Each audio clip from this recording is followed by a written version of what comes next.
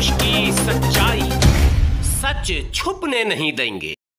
और मैं आपसे यहां कह रहा हूं, ये बहुत कंट्रोवर्शियल बात है, मैं कह रहा हूं यहां मोदी की हुकूमत के बावजूद और मोदी की जिंदगी के लिए आप उसे प्राइम मिनिस्टर बना दिए, तो भी मैं गारंटी से कहता हूं कि हिंदुस्तान मुसलमानों के लिए, हिंदुस्तानी मुसलमानों के लिए हिंदुस्तान, ये अगर और 100 साल नरेंद्र मोदी यहां रह जाए तो भी हिंदुस्तान, हिंदुस्तानी मुसलमानों के लिए हिंदुस्तान पाकिस्तान से हमेशा अच्छा रहेगा इंशाअल्लाह। नाज़रीन, आज से 100 साल पहले हिंदुस्तान में दो बड़ी तंजीमें कायम हुई। एक जमीयत उलमा हिंद थी, दूसरी RSS। जमीयत उलमा हिंद को मुजाहिदीन आज़ादी ने बहुत ही जोश और जज्बे के साथ कायम किया था कि अपने देश की खिदमत की जाए और आज़ादी में हिस्सा लिया जाए, और इसकी रिप्रेजेंटेशन उस वक्त उस दौर के अजीम उलमा और इस्लामिक धार्मिक विद्वान कर रहे थे। दूसरी तरफ एक तंजीम RSS कायम हुई जिसको 1925 में हेगवार्ड ने कायम किया था। आखिर ऐसा क्या हुआ कि 100 सालों में RSS दुनिया की सबसे अज़ीमुश्शान तंजीम बन गई, ऑर्गेनाइजेशन बन गई, और यहाँ तक कि उसने हिंदुस्तान में अपनी हुकूमत कायम करने में बिला वास्ता या बिल वास्ता कामयाबी हासिल कर ली। और आखिर ऐसा क्या हुआ कि मुसलमानों की तंजीम सिकुड़ कर रह गईं, और मुसलमानों की तंजीमें कहीं ख़ानदानी इजारादारी का शिकार हो गईं, तो कहीं उनके अंदर विज़न और मिशन गायब हो गया और वो एक महदूद इलाके तक महदूद होकर रह गई।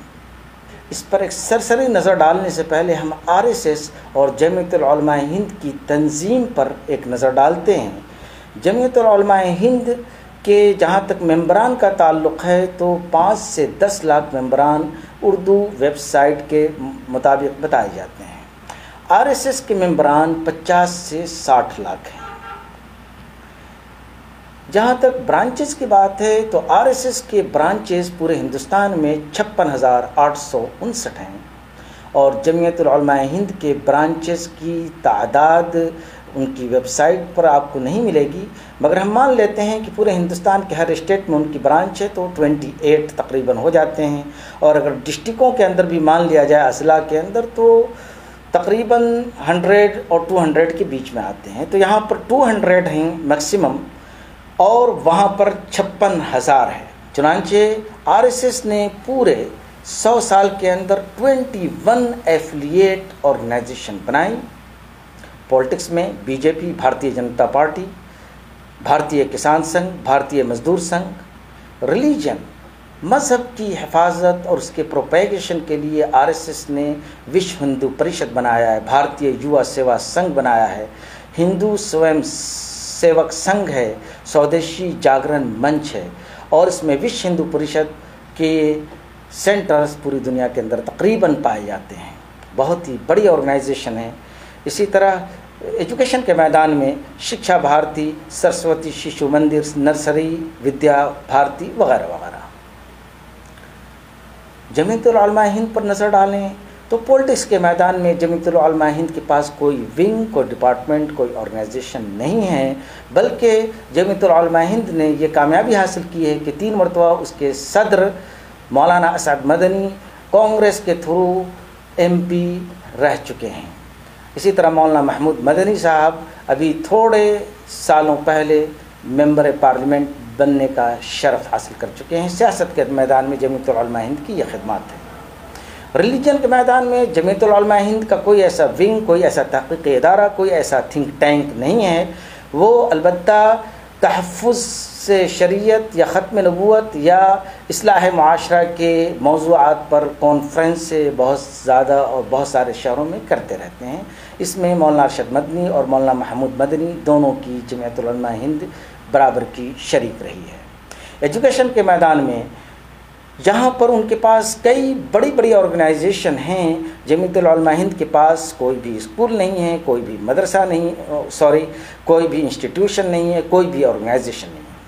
हाँ, अगर आप ये मान लें कि जमीयत उलमा हिंद के ज़िम्मेदारान दारुल उलूम देवबंद के भी सरबराहान की हैसियत से हमेशा रहे हैं, तो हम जमीयत उलमा हिंद की एजुकेशन के मामले में दारुल उलूम की खिदमात को अगर शामिल कर लें तो इस पर हम आगे बहस करेंगे। भारतीय विचारा केंद्र ये थिंक टैंक है RSS का।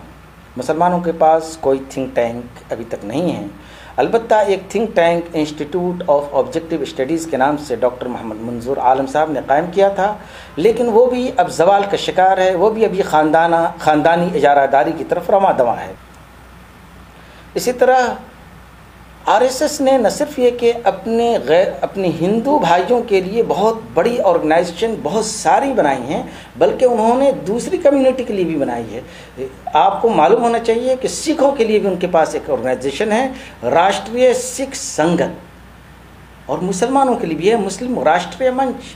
گویا کہ آر ایس ایس مسلمانوں سے بھی سمواد، کمیونیکیشن اور کمیونیکیٹ کرنا چاہتا ہے، اسی طرح سکھوں سے بھی چاہتا ہے. تو نہ صرف یہ کہ وہ اپنے لیے آرگنائزیشن کھڑی کرنے میں 100 سالوں میں کامیاب ہے، بلکہ دوسری کمیونٹیز سے اپروچ کرنے کے لیے بھی ان کے پاس آرگنائزیشن ہے، اور ایسی کوئی بھی آرگنائزیشن ہندوستانی مسلمانوں کے پاس نہیں ہے. سوال یہ پیدا ہوتا ہے کہ 100 سالوں کے اندر آر ایس ایس نے اتنا عظیم الشان انقلاب کیسے برپا کر دیا، اور آخر وہ کیا وجوہات ہیں جن کی بنا پر ہماری تنظیمیں سکڑ کر رہ گئیں یا وہ محدود ہو کر رہ گئیں. یہ غور کرنے کی بات ہے. مگر آپ کو یہ جان کر شاید تعجب ہوگا کہ آر ایس ایس نے وہی فارمولہ استعمال کیا جو فارمولہ اسلام آپ کو سکھاتا ہے، یعنی ایجوکیشن. آج سے 1400 سال پہلے قرآن پاک مکے کے اندر نازل ہوا تھا. اس کی پہلی آیت اقرأ بسم ربک الذی خلق. مسلمانوں نے جب اس پر عمل کیا، ایجوکیشن کو پرائرٹی دی، دینی عصری، یہ دین کی تعلیم ہے، یہ دنیا کی تعلیم. دنیا کی آدھی آبادی پر مسلمانوں کی حکومت قائم تھی، دنیا کی آدھی آبادی پر مسلمانوں کا پرچم لہرا رہا تھا. Same funda R S S نے اپنایا. ودیا بھارتی نام کی آرگنائزیشن جو چلتی ہے، وہ آرگنائزیشن پورے ہندوستان میں اسکولوں کا جال بچھانے کے لیے آر ایس ایس کا کام کرتی ہے. چنانچہ 1990 میں 5000 اسکول، 2003 میں 14000 اسکول، جس کے اندر 10,70,000 بچے پڑھتے تھے، اور یہ بڑھ کر کے 2018 میں 24,396 اسکول ہو گئے، جس کے اندر 93,000 ٹیچرز پڑھاتے ہیں. اور جانتے ہیں کہ کتنے اسٹوڈنٹس پڑھتے ہیں اس میں؟ 4.5 کروڑ، 45 ملین اسٹوڈنٹس. 4.5 کروڑ. آپ مان لیں کہ یہ انفارمیشن غلط ہے، 4.5 کروڑ نہیں 2 کروڑ پڑھتے ہوں گے، 2 کروڑ نہیں 1 کروڑ تو پڑھتے ہی ہیں. 1 کروڑ آر ایس ایس کے اسکولوں میں پورے ہندوستان میں بچے پڑھ کر کے وہ کہاں جاتے ہیں؟ آئیے دیکھتے ہیں. آر ایس ایس کے اسکولوں سے نکلنے والے سارے بچے، کوئی آئی ایس بنتا ہے، کوئی آفیسر بنتا ہے، کوئی منسٹر بنتا ہے، کوئی چیف منسٹر بنتا ہے، کوئی وکیل بنتا ہے، کوئی جج بنتا ہے. یعنی کہ حکومت کے تمام شعبوں کے اندر ان 50 سالوں میں آر ایس ایس کے اسکول سے پڑھے ہوئے بچے ابھی موجود ہیں، جو آر ایس ایس کے نظریات کے نہ صرف حامی ہیں بلکہ ان کو آر ایس ایس سے محبت ہے. اور آر ایس ایس سے محبت کیوں نہ ہو؟ جب آپ اپنے مدرسے سے نکلتے ہیں، قاسمی کہلاتے ہیں، اور آپ اپنے مادر علمی کے لیے بہت ہی محبت کے گیت گاتے ہیں، آپ ندوی کہلاتے ہیں، آپ عمری کہلاتے ہیں، آپ تیمی کہلاتے ہیں، آپ رحمانی کہلاتے ہیں. اگر کوئی آر ایس ایس کا بچہ آر ایس ایس کے اسکول میں پڑھ کر کے نکلتا ہے تو وہ آر ایس ایس کے نظریات کا حامی کیوں نہ ہو؟ کیوں نہ اس کو اپنے نظریات سے محبت ہو؟ آپ کو اپنے دین سے محبت ہے، ان کو اپنے دین سے محبت نہیں ہونی چاہیے. اس پر تو میں بحث نہیں کرنا چاہتا، مگر جب آدمی کسی اسکول میں پڑھتا ہے تو جس اسکول نے اس کو تعلیم دی، اس کو ایجوکیشن دی اور اس کو اپنے پاؤں پر کھڑا کر دیا، اس اسکول سے محبت اور اس اسکول سے قائم کرنے والے سے محبت یہ لازمی اور فطری ہے. چنانچہ آر ایس ایس نے پچھلے 100 سالوں میں اپنی تمام ایفیلیٹڈ آرگنائزیشن کے ذریعہ اور اپنے تمام اسکولوں کے ذریعہ جو پروڈکٹ پیدا کیا، یہ دیکھتے ہیں. President, prime minister, home minister, other ministers, chief ministers, ججز، I S I P S officers, election commission کی آفیسز، سی بی آئی کے آفیسز، پولیس، آرمی. گویا کہ ہندوستان کی حکومت کا ایک بھی شعبہ نہیں جس کے اندر آر ایس ایس کے اسکولوں سے پڑھے ہوئے بچے یا آر ایس ایس کی آرگنائزیشن سے نکلے ہوئے لوگ موجود نہ ہوں. اب آئیے جمعیت علماء ہند کو دیکھتے ہیں کہ جمعیت العلماء ہند کی کیا کارکردگی رہی ہے. جہاں تک جمعیت العلماء ہند کی تعلیمی خدمات کا تعلق ہے دارالعلوم دیوبند کو اگر مان لیا جائے کہ جمعیت العلماء ہند کے سربراہان کے تحت آتی ہے، تو دارالعلوم دیوبند نے کیا پیدا کیا اور RSS کے اسکولوں نے کیا پیدا کیا، مقارنہ کر لیں۔ RSS کے اسکولوں نے president, prime minister, home minister, ministers, chief minister, ججز، IAS officer, election commission officer وغیرہ وغیرہ، پولیس اور آرمی میں اپنے آدمی بھیج دیے۔ ہم نے بھی پیدا کیا، جمعیت العلماء ہند نے مدرسوں کے ٹیچرز پیدا کیے، امام پیدا کیے، مؤذن پیدا کیے، پیدائش کے وقت اذان کانوں میں دینے والے اور مرنے کے بعد جنازہ پڑھانے والے پیدا کیے، ٹریڈرز پیدا کیے جو فیکٹریوں میں کام کرتے ہیں، بیگ اور کارخانوں میں جو لڑکے کام کرتے ہیں وہ پیدا کیے، اسی طرح ڈیلی ویج ورکر پیدا کیے، اور بھی بہت سارے پروفیشن میں جمعیت العلماء ہند کے ممبران یا تو کام کرتے ہیں یا ان سے منسلک ہیں۔ یہ ہمارے پروڈکٹ تھے۔ ظاہر سی بات ہے ہمارے جب پروڈکٹ ایسے تھے اور ان کے پروڈکٹ جب ویسے تھے تو جو نتیجہ سامنے آنا چاہیے تو وہ نتیجہ سامنے آیا۔ اکنامکس میں جمعیت العلماء ہند کا پورا فوکس یہ رہتا ہے کہ جو فساد میں لوگ مارے گئے ہیں، جو ان کے گھر جلائے گئے ہیں، جو ارتھ کوئک میں، جو زلزلے میں متاثر ہیں، جو سیلاب زدگان ہیں، ان لوگوں کی مدد کی جائے، راشن کٹ بانٹا جائے۔ لیکن اقتصاد کے میدان میں RSS کا یہ اصول ہے کہ وہ اپنے اسکولوں کے ذریعہ اپنے پاؤں پر لوگوں کو کھڑا کر دیتے ہیں کہ آپ نہ صرف یہ کہ ڈونیشن دینے کے لائق ہوں بلکہ ملک کی تعمیر و ترقی میں آپ اپنا حصہ ادا کریں۔ ایک سرسری مطالعے سے آپ کو یہ بات واضح ہو جائے گی کہ RSS کے ویژن اور مشن میں کیا فرق ہے اور ہماری جماعتوں کے اور ہماری تنظیموں کے ویژن اور مشن میں کیا فرق ہے۔ ہم ہمیشہ گورنمنٹ سے بھیک مانگنے پر فوکس کرتے ہیں، ہم ہمیشہ جو مجبور اور بے کس ہیں ان کو سہارا دینے پر فوکس کرتے ہیں، ہم اسکالرشپ دینے کو ہم دین کی خدمت سمجھتے ہیں۔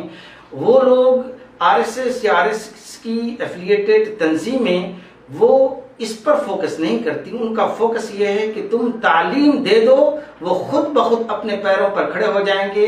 کہیں ایک جگہ اگر فساد ہوتا ہے یا سیلاب آتا ہے یا زلزلہ آتا ہے تو جن کو ہم نے اسکولوں سے نکالا ہے، جو اچھی اچھی پوزیشنوں پر اور اپنے اقتصادی اور فائنینشیلی جو اسٹرانگ بن چکے ہیں، وہ خود بخود اپنے ایریا کے اندر محنت کریں گے اور ان کی خدمت کریں گے۔ ہمیں وہاں جانے کی ضرورت نہیں۔